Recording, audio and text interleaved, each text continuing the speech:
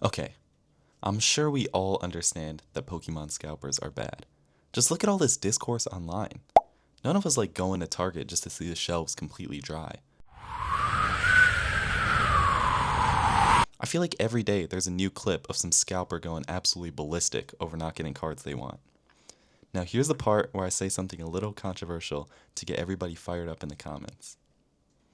I don't think scalpers are that bad. Okay, hold up, wait. Before you click off the video, just hear me out a little bit longer. First, I think we should start by defining what a scalper is. According to Merriam-Webster, a scalper is a slaughterhouse worker who skins animal heads. Oh, okay, my bad. Let's look at the second definition. A scalper is a speculator who obtains and resells something, such as theater tickets, at prices usually greater above the stated rates. Honestly speaking, I think the word scalper has kind of lost its meaning. Nowadays, it seems like if you like Pokemon, you're a scalper. If you go on any sort of Pokemon social media, you'll see the word scalper being thrown around all willy-nilly. For this video though, we're going to be using the definition I laid out earlier. Someone who hits these restocks and immediately flips the sealed product they get. Now honestly, my statement about scalpers was a bit misconstrued. Scalpers do suck, I think we can all agree, but I also believe that the truth is, it's kind of sad what they do. Let's take a look at an example. Let's say Darren Watkins Jr. wants to get into scalping, and he catches wind of an Ascended Heroes drop happening at Best Buy the next day. He knows that he has to get there early, so he goes to Best Buy the night before and sleeps in his chair. Let's say all in all, he spends 10 hours waiting. Now currently, the market price for an Ascended Heroes ETB is $175. After buying it for $55 and most likely flipping it for 80% at $140 for the box, he makes $85. And you might say, wow, $85, that sounds great. Except, wait, let's think back again to what he had to do. Not only did he have to wait 10 hours, he also had to sleep outside, or at least in his car, to get the box. Not exactly what I would call a luxurious night. I think to further explain this, we should take a trip to the economics corner. Welcome to my favorite segment of the show, the economics corner. Today, our topic is opportunity cost. Opportunity cost is the idea that choices always have a cost of doing the next best alternative. For example, let's say you spent an hour playing video games. Playing those video games probably made you happy. I mean, unless you were playing like Brawlhalla or something. But there was a cost during that time. You could have spent that 1 hour watching a movie instead. It's up to you to figure out what's going to make you happier, or give you the most utility, and pick that option. Even if playing video games is the option that makes you the happiest, there is still the implicit cost of not watching that movie. Now that you have a basic understanding of opportunity cost, let's take it back to the front desk. So you see, there's clearly an opportunity cost to scalping that Ascended Heroes ETB. Instead of spending the night sleeping in your nice bed at home, you're sleeping outside, braving the elements instead. You better pray the weather is nice to you on that night. Opportunity cost also works for money. If the scalper profits $8.50 an hour, I mean, that's not bad. It is above the federal minimum wage.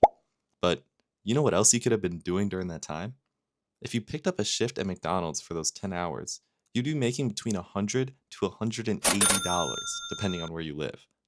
Literally working a job at McDonald's will make you more money. And guess what?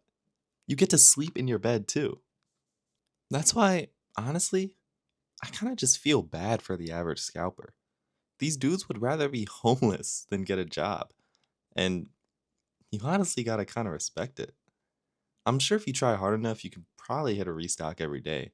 But that also literally means sleeping outside every day. I don't know about you, but I prefer to have a roof over my head when I sleep. This example is also looking at what I assume to be the best case scenario. Scalping sets like Chaos Rising at a market price of $70 per ETB, taken at 80%, ends up meaning a profit of literally $1.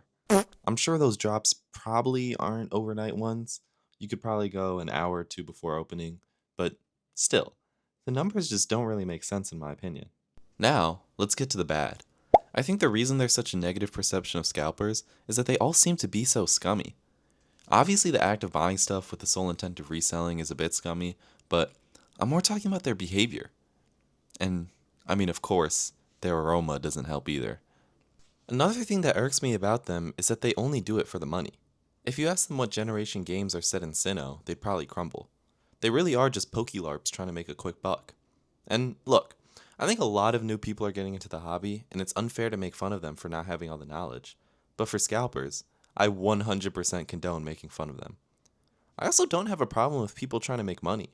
I think oftentimes cards become not only a hobby for people, but also a hustle. And I think that's perfectly okay. What I wish is that people would at least sort of understand what they're buying. Now, as a vendor, I remember this one time where this dude came up to my table with some perfect order ETBs that he clearly just picked up from Walmart. I told him I'd buy them if he can name one Gen 6 Pokemon. Literally one. Gen 6's National Pokédex has 72 new Pokemon, which, I mean, it isn't the biggest, but there's still a ton of popular Pokemon to be named. Guess what, though? He couldn't. He couldn't name a single one. Maybe if he just looked at the box in his hand, he would literally see the most important Pokemon, maybe besides Ash Greninja, in the whole XY anime. But I digress. On top of that, they're also just generally unfriendly. I enjoy talking to people, but the typical scalper is very hard to have a conversation with. That's why I really think people get so annoyed by them. The ugly truth is that scalpers are a necessary evil in markets where the market price is greater than MSRP, as there is always going to be someone taking advantage of the margins.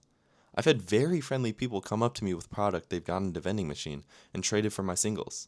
This doesn't bother me at all, despite the fact that they're still considered scalpers. The scalpers who bother me, and the ones that I don't engage trades with, are the ones that come up to my table with a wheelbarrow full of ETBs, ask me what percent, and immediately walk away. Now, for the ugly. As you guys have probably seen, there's been so many fights because of these scalpers. Every single day there's a new headline of people getting shot in parking lots or beat up over Pokemon cards. This is something I genuinely cannot believe. This is a children's card game. Nothing is ever this serious. Especially after I outlined that these dudes are making like $8.50 an hour. Would you ever shoot someone over taking a McDonald's shift? I especially hate seeing the headlines that involve employees. These employees are trying to help you get the product you want. I get it. It sucks waiting outside for 3 hours just to be turned away at the door.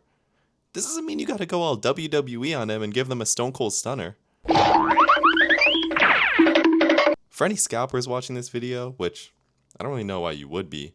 It's like watching a humiliation ritual or something, but seriously, please just get a job. You are going to be making so much more money if you find a stable source of income. And guess what? You get to sleep in your bed. You most likely don't even care about Pokemon, so what's the point of doing this? Okay, as I wrap up this video, I just want to reiterate my main point. Yes, scalpers suck. I also kind of feel bad for them though. The life of sleeping outside every day to get Pokemon cards sounds kind of just like homelessness with extra steps. What I wish were that scalpers weren't so passive-aggressive about everything, that I stopped seeing these kind of headlines. I do honestly have a lot more to say about scalpers, but I want to start uploading a bit more consistently, and those things are a little less related to what I want to talk about today. But if you like this video, smash like and subscribe if you haven't already, and maybe I'll make a part 2. So yeah, thanks for watching.